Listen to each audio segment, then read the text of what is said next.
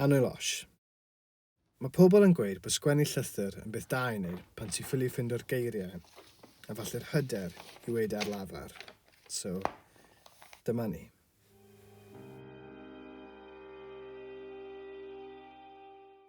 Ers o'n i'n dau yn blant, fi wedi credu popeth o ti'n gweud.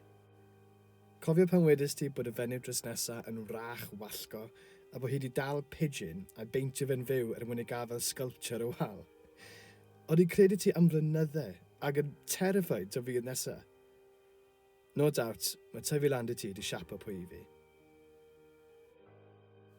Fi eisiau ti wybod pa mor hapus o'n i.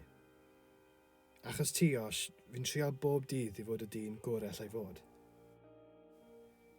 Heb ti'n fforso fi watch o shit fel Miss Congeniality yna, falle byddwn ni ddim mor agored ag i fi nawr. Fel ti'n licio atgoffa fi.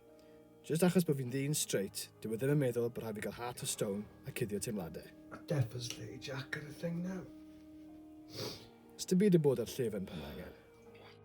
Sesiwn pampro, I love it. A mae unrhyw un sy'n gweud bod nhw ddim yn licio bach o gossip yn gweud celwydd. Hello?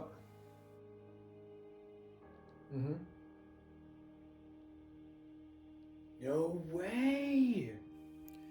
Trwy'r da a'r drwg, ti'n rhywun cryf sydd byth yn gadael i fyd llawn casineb stop o ti rhaid fod yn hapus.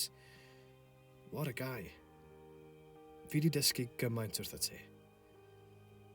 Na i fyth anghofio dala ti'n y gegin yn llefen nes bod ti'n cael hypo achos o ti'n paratoi dy hun i weithio fi bod ti'n gay. Fi'n sori bod ti wedi gorfod dod mas.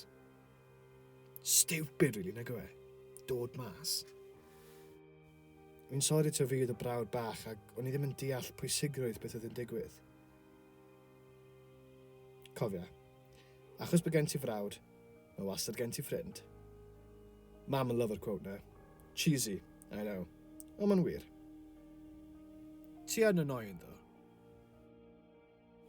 Y gwir yw, unwaith eto fi'n teimlo fel y brawd bach na sy'n ofyn cael ein beintio'n fyw a sydd angen i frawd mawr, felly ti'r unig un allai weid wrtho.